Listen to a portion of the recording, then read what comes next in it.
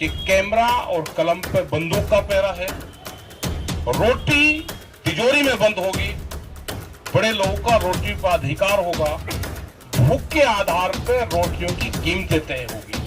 आने वाले टाइम पे अगर ये सरकार आई तो और ज्यादा स्थिति खराब होगी। हम देशद्रोही हैं क्या? किसान और मजदूर आंदोलन चलाने वाले देश में वे देशद्रोह हो गए और संघ की शाखाओं में जाने वाला वो देशभक्त हो गए। बढ़िया लड़ाई लड़ रहे हो, आपके साथ में सब लोग हैं और आप क्रांतिकारी हो। हमको पता है कि आप हटोगे नहीं, आप समझौतेवादी नहीं हो। सब यूथ बच्चे सब आपके साथ में हैं। जब जब भी आप बुलाओगे हम आएंगे। 6 तारीख में भी हम कहेंगे कि लोग यहाँ पे आएंगे। 6 तारीख का ये अधिकार मार्च जो 6 तारीख का है इसमें निकाल लेंगे।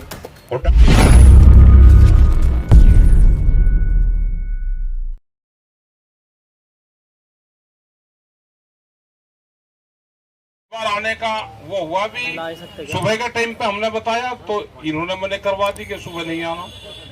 उस टाइम पे टाइम नहीं लगा, लेकिन बड़ा संघर्ष इनका है।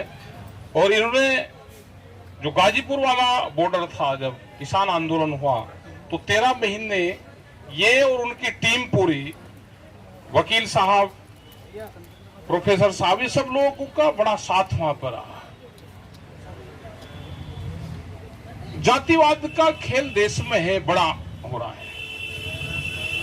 और हमने कहा भी है कि किसान की भी कोई जाति नहीं है, न मजदूर की कोई जाति है। गांव में रहने वाला किसान भी हो, किसी भी जाति का है। आप जाकर देखो गंगा के खद्दर में, आप जाओ वहां पे। ये तो कुछ लोग हैं कि जो शहरों में उसके आसपास लोग आ रहे वही उसका लाभ लेते हैं। आप जाओ चौहान बिरादरी है, ठाकुर, आप देखे पहचान भी देगा कोई उनको। उनकी हालात देखो आप कि बहुत बुरी स्थिति में। तो जो गांव में है उसकी स्थिति खराब है। इसलिए गांव से जो भूमिहीन किसान थे वो निकल के और शहरों की तरफ, रोजगार की तरफ आ गए। गांव के लोग अब जमीन बेच रहे हैं अपनी। हमने कहा है कि मिट्टी में सने हुए हाथ, आप दिल्ली मखमली चौकट पे कहीं आप जाओ तो आप किसी भी जाति के हो, आपको देखो बैठा ले, आप मिट्टी में सने हुए हाथ लेकर आ जाओ।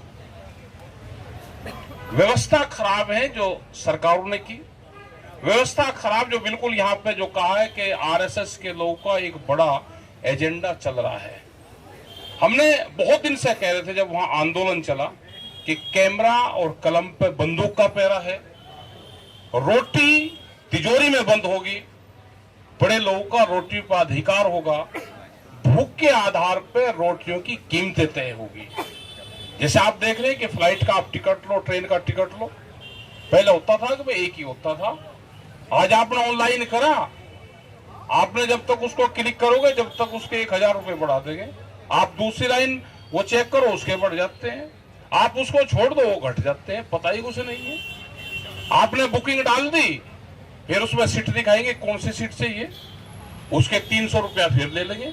तो जो पूंजीवाद है ये इतना हावी है कि टेक्नोलॉजी का इस्तेमाल करता है कि आदमी की जरूरत है तो जरूरत के हिसाब से तय होती है कीमतें। यही रोटी पर होगा क्योंकि अनाज पे बड़े लोगों का कब्जा होने वाला है। बिहार में बता प्रोफेसर साहब ने कि बिहार हम गए, बिहार इसलिए जाना पड़ा कि बिहार में 2006 में मंडी सिस्टम खत्म कर दिया। वहां पे बिहार के लोग आते हैं, 2 ही जगह बिहार के लोग अब जा रहे हैं, या तो वो एजुकेशन में जा रहे और या वो लेबर बन गया है।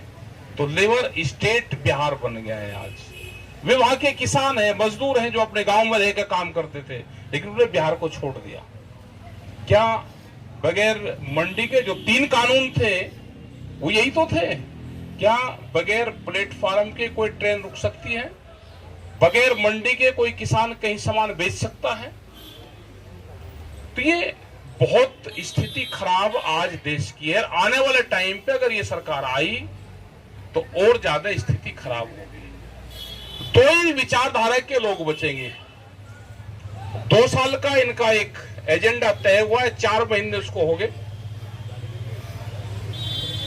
ध्यान से सुन लेना, 4 महीने उसको हो गए, 20 महीने और बाकी है। जो लोग देश में आरएसएस की विचारधारा से सहमत नहीं होंगे, उनके खिलाफ गांव के गांव में मुकदमे होंगे। वे अगर कहीं नौकरी में भी होंगे, जैसे डॉक्टर रही, उस विचारधारा को नहीं मानोगे तो नौकरी से हटाए जाओगे, आपके ऊपर केस दर्ज होंगे।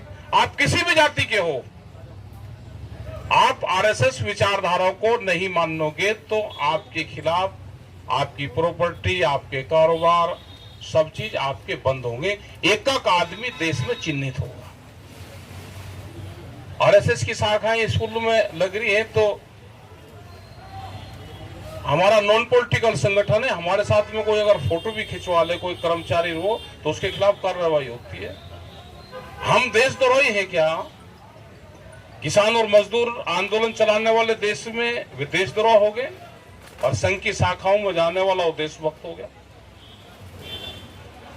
संघर्ष ज्यादा होगा और इसका नुकसान किसने ज्यादा किया? जो पॉलिटिकल पार्टियां थी, जिनकी जिम्मेदारी थी कि या तो आप सत्ता में रहो, सत्ता की कुर्सी में बैठो, अगर आप कुर्सी पर नहीं बैठ सकते तो कुर्सी की निगरानी करो, आप सामने बैठो जमीन पे, लेकिन निगरानी करो, कुर्सी की कमी ढूंढो, उसको कहो। उसने कहना छोड़ दिया। देश का विपक्ष कमजोर हुआ तो देश में तानाशाहों का जन्म हुआ। वो वैसे नहीं हुआ, विपक्ष कमजोर हुआ तो देश में तानाशाहों का जन्म हुआ। और हालात ये है कि जहां तक वोट की भी बात है, इनको जनता वोट नहीं दे रही, लेकिन ये तो बीजेपी का हारा हुआ कैंडिडेट जीत का सर्टिफिकेट लेके जाता है, वो कहने वाला कोई है नहीं। उत्तर प्रदेश के चुनाव में क्या हुआ? यही तो हुआ। मुजफ्फरनगर और शामली में 9 सीटें थी, 1 सीट विपक्ष के पास थी और 8 सीट सत्तारूढ़ पार्टी के पास में थी, जो आज हैं। अब जब चुनाव हुआ तो 1 सत्तारूढ़ पार्टी पे है और 8 विपक्ष के ऊपर है, क्योंकि वहां डंडा मजबूत था वहां के लोगों का। और पूरे देश में क्या हुआ? जहां जहां चुनाव हुए, वो बिहार लगा लो, आप चुनी हुई सरकार आप मध्य प्रदेश में लगा लो, आप कहीं पे भी लगा लो, उसका क्या करा कि चुनी हुई सरकारों को भी तोड़ देते हैं। ये चुने हुए लोग, प्रोफेसर को और इनको सबको तोड़ देते हैं। ये विचारधारा की लड़ाई है। ये लड़ाई आगे बढ़ानी पड़ेगी, लोगों को इकट्ठा होना पड़ेगा। देश में हमने नए नारे इजाद किए हैं, वो नारे जरूर यहाँ पर जरूर लिखे हैं। हमारे हर उस पे आया, इनने कहा कि हमारी माटी हमारा देश, हमने कहा कि हमारा खेत हमारा देश, और जय हिंद संविधान। तो नारा हमारे मंच पे जय हिंद संविधान से शुरुआत होती है, लेकिन यहाँ पे भी वो लिखो, नया नारा इजाद किया है कि जय हिंद संविधान, उसमें सब चीज आ जाएगी। जब जय हिंद संविधान का होगा तो जो एडवोकेट हमारे बैठे हैं, जो हमारे जज साहब बैठे हैं, उनको भी ताकत मिलेगी। आज सब चीजों पे कब्जे हो गए, क्योंकि 55 साल की राज्यसभा सबको चाहिए, या तो मखमली रेड कारपेट में एक रास्ता जाता है, दूसरा रास्ता है जेल की तरफ जाता है। 5 साल एडवांस पता है सबको कि फैसले क्या आने हैं। 5 साल बाद में ये पार्लियामेंट की तरफ एक रास्ता जाता है, एक तिहाड़ जेल की तरफ जाता है। 5 साल बाद में आप नौकरी कर रहे हो तो कहां आपको जाना है, वो एडवांस चॉइस चल रही है, एडवांस बुकिंग देश में चल रही है। तो एडवांस बुकिंग अगर 55 साल की एडवांस बुकिंग हो जाएगी, रिटायरमेंट होने के बाद में कहां जाना है, अगर बुकिंग अभी से ही चल रही है, तो ये हालात तो होंगे।